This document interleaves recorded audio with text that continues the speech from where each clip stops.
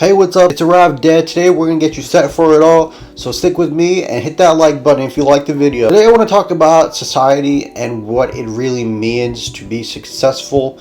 Now, a lot of you might think successful has to do with money, your girlfriend, your wife, your family, your education. Now, all those things aren't incorrect, but I want to talk about the thing called game. Game usually, I don't know what kind of fucking term it is, but it's a good term for using when it comes to the dating scene and you hire a man and you are trying to get some and you're hoping that you'll be successful in your endeavors to achieve your goals and possibly spend the night with a woman, or if you're a girl, a man. Now, I think it has to do with European society and the past centuries that have been going on with colonization and absolute dominance of the globe or the world, if you want to see it. But I think it has to do with being taught by these small companies, because we all know England was just a monarchy, and the British company conquered India, just a small company. Now, I think that society has actuated the normal citizen into believing what games should be and what games shouldn't be. You have to be really savvy and you have to know the know-hows to get in and out of situations, like being in a difficult one where you're with a woman and you're out in public and you've got to get out of the situation. I know that seems really redundant to talk about, but I think it has to do with just European society just really having a whack at the news that's been going around in Europe, that England has conquered this, France has conquered this, Portugal has conquered this, Europe has conquered this, and it just goes all around where what should we do about it and what has come about it, that we're talking about using society as a sort of leverage to talk about other nations or difficult situations that we are familiar with. Now, the system in itself is a really good system where we are easily able to report any sort of damages or any sort of hindrances to society, where we are dealing with these situations and we know what to do now because of what these experiences are. I'm not saying that's terrible, but I do think that the global domination has to do with it, and it has created oppression, division, dominance, and mischief. And then when it comes to having to know what to do about it when you're on the opposing side, on the other side of the spectrum, right, you are completely labeled and categorized as not worthy, and you are destroyed by people who have game. Now, let's say I'm with a woman and I'm out in public and I need to get out of a situation where I'm situated in this position where this guy is like looking at me. He's talking about me with his girlfriend and he's like, yo, this guy's with his girl, man. He doesn't look that great with his girl. Maybe he should get a different girl. I would possibly be in a situation where I need to have game and say that I need to go and tell this guy off without really looking at him, or starting a physical conflict or a verbal abusive conflict. So I would tell my girlfriend, hey, looks like this guy has come for more spices, so to speak. He's from this place. For me particularly, I would be like, yo, this dude is looking at me, man. He probably wants some more spices. He probably wants some curry. And then he'll probably rebuttal, we don't want that curry, man. It stinks.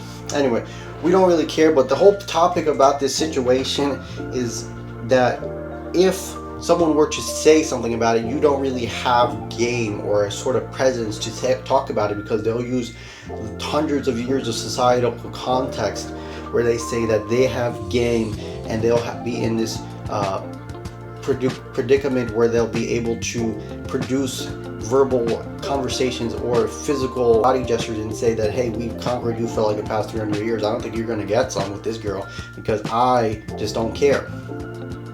Now, in today's world right now, we see China really standing up to the United States. We see Russia standing up to the United States.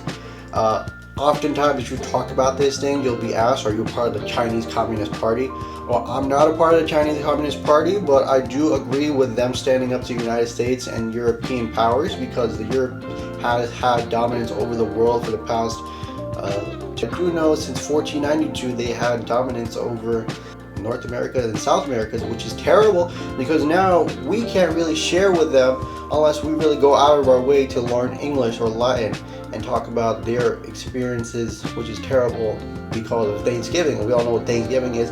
It's about game, having enough fortitude to go back and forth, get some free food, get some solidarity, some hospitality, and then take over the entire nation and take over the entire continent and change the languages of all the Native Americans and things like that.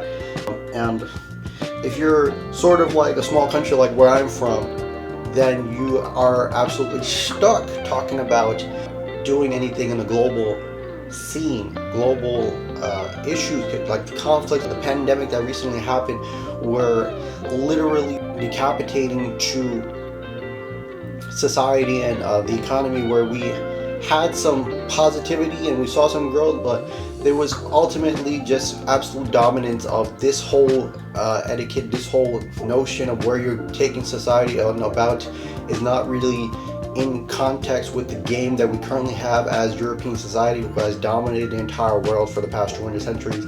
But we all know they were looking for spices when they discovered North and South America, and they've been using gold for that. Apparently it's theirs, so they've taken it back and things like that. None of this nonsense makes sense, but to me, that dude was looking for spices, and he came back and he was like, oh shit, as an Indian guy, this guy probably eats spices. This is where we have discovered North and South America from, because we're looking for his spices. There's also these the terrorism things that going on about. Terrorists are really anti-USA, and they're anti-anything that are not Muslim. I mean, I see their point. Their point is really delirious, but it is very strong. It is very implicative of what the European nations have done about what their context of game is, because now their game is they literally will blow you up, which is terrible. Now, oftentimes when we talk about what we should do about it, people ask higher uppers. Higher uppers are people in society where they are usually more wealthy, more successful, and are easily able to get out of situations using knowledge and past experiences. So a lot of young people might have difficulty situating themselves and figuring out what to do, and they might ask someone to be a mentor or for some guidance. Either way, we all know that there is someone that they can ask, and usually they ask Hindu people because of their ancient context, or they usually ask Chinese people because of their ancient context in the world and how well informed they are to possible situation that may arise. Oftentimes you might see science being used for it, but science is not always correct. Sometimes science gets updated, and then we all have to sort of disagree with what other current trends are going on and update ourselves to what new discoveries have gone on. I'm not saying that's terrible, but oftentimes we get stuck with dealing with difficult situations where there isn't any money, and the money comes once it has been settled. Either way, if you like this video, please give me a like, subscribe for more content, and I'll be sure to produce more content. Thanks so much. Have a good day.